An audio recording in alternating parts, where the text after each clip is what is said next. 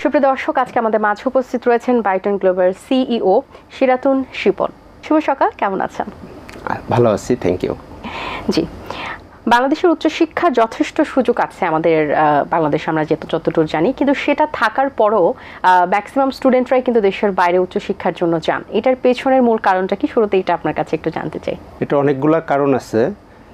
আমি সংক্ষেপে বলতে চাই, আমরা 20 বছর আগে আমরা যখন স্টুডেন্ট ছিলাম তখনও আমাদের মধ্যে এরকম একটা টেন্ডেন্সি ছিল বাইরে যাওয়ার জন্য, কিন্তু আনফর্চুনেটলি ওটা এখনও বর্তমান স্টুডেন্টদের মধ্যে এই প্রবণতাটা দেখা যায় এবং সেটা বাড়ছে, দিনকে দিন এটা বাড়ছে। এর কারণটা হলো যে বিদেশে গেলেই স্টুডেন্টরা মনে করে যে বিদেশে গেলেই প্রতিষ্ঠা পাওয়াটা সম্ভব, এবং যেটা আমাদের দেশে একটা অনিশ্চয়তা কাজ করে যে পড়াশোনা শেষে কি হবে, চাকরি পাবো কি না, ব্যবসা বাণিজ্য করতে পারবো কি না, একটা আনসার্টেনিটি কাজ করে।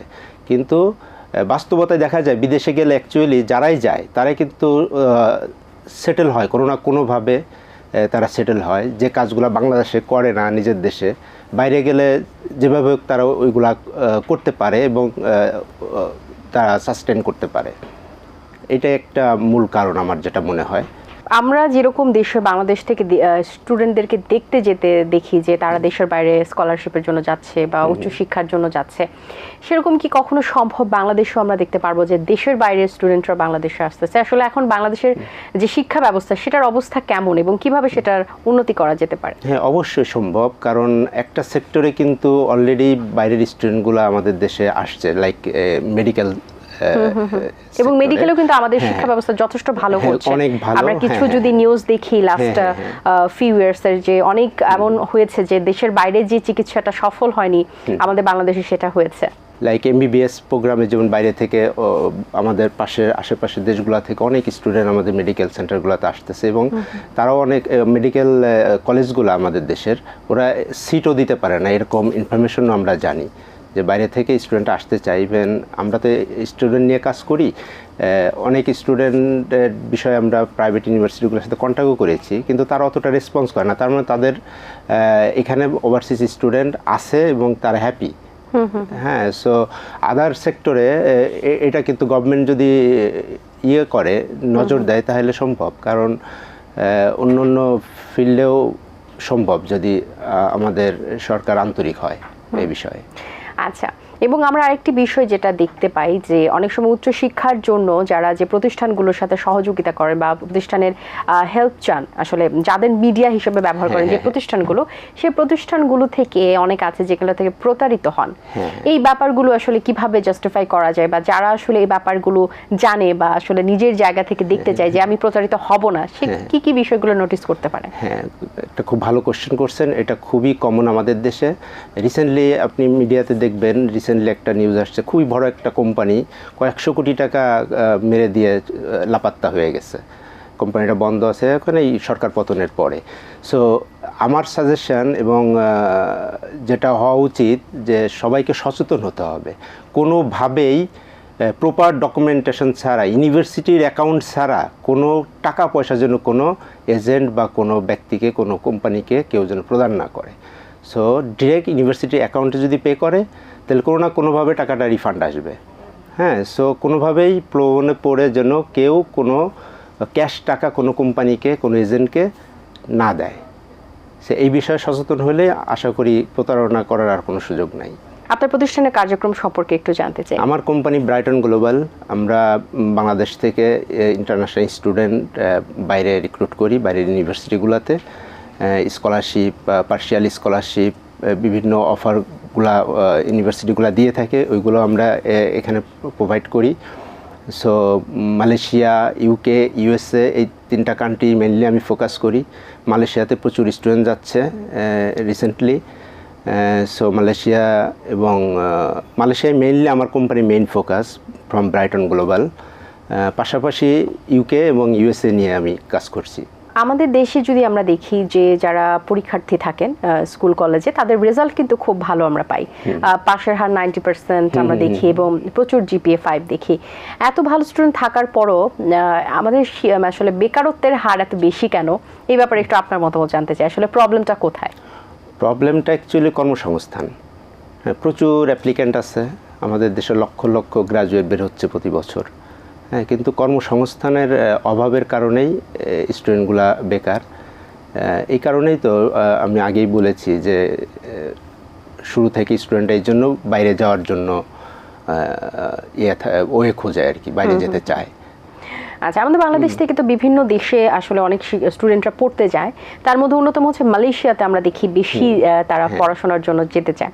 সো এই ব্যাপারটা আসলে কেন ঘটে এবং মালয়েশিয়াতেই কেন তারা প্রথম চয়েস পছন্দ করে?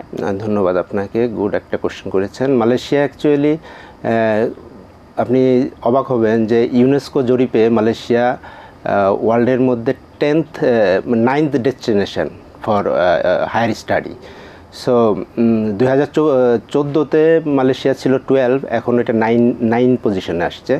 তো প্রচুর স্টুডেন্ট যাচ্ছে মালয়েশিয়াতে, বাংলাদেশিদের জন্য বিশেষ করে, যেটা যে মধ্যবিত্ত পরিবারের সন্তানদের জন্য মালয়েশিয়াটা বেস্ট। মালয়েশিয়াতে আপনার কিউএস ওয়ার্ল্ড র্যাঙ্কিংয়ে 30টা ইউনিভার্সিটি আছে 1000-এর মধ্যে মালয়েশিয়াতে। এবং টিউশন ফিস আপনি অবাক হবেন যে লাইক ইউএসএ, ইউকের, অস্ট্রেলিয়ার ইউনিভার্সিটিগুলার 1 বছরের টিউশন ফি দিয়ে মালয়েশিয়াতে টোটাল ব্যাচেলর কমপ্লিট করা পসিবল। লিভিং কস্ট খুবই কম, ইভেন কম সামটাইম আই থিঙ্ক ঢাকার চাইতেও কোনো হিসাবে মালয়েশিয়াতে আপনার লিভিং কস্ট কম স্টুডেন্টদের জন্য। ওইখানে আপনার পার্ট টাইম জব করারও সুযোগ সুবিধা রয়েছে। কালচারাল একটা সিমিলারিটি আছে আমাদের দেশের সাথে। ফুড খুবই affordable, like very similar like Bangladesh. এই বিষয়ে আপনারা কি কি স্পেশাল সার্ভিস দিয়ে থাকেন? মালয়েশিয়ার ক্ষেত্রে স্পেশালি আমাদের কোনো ফাইল ওপেনিং চার্জ নেই, ভিসার পরে কোনো সার্ভিস চার্জ নেই, ইভেন ডিউরিং ভিসা প্রসেস আমরা কোনো অরিজিনাল ডকুমেন্ট আমরা রাখি না। অ্যাডমিশন থেকে শুরু করে ভিসা প্রসেস সব সহায়তা আমরা দিয়ে থাকি। আর আমরা অলমোস্ট 35 ইউনিভার্সিটির অথরাইজ এজেন্ট ইন বাংলাদেশ। আর যেহেতু আমরা কোনো অরিজিনাল ডকুমেন্ট রাখছি না, কোনো টাকাও আমাদের কাছে দিতে হচ্ছে না, ডিরেক্ট ইউনিভার্সিটির অ্যাকাউন্টে টাকা পে করবে, ভিসা ফি এবং টিউশন ফিস এভরিথিং। সো আমাদের কাছ থেকে প্রতারিত হওয়ার কোনো সুযোগ নাই।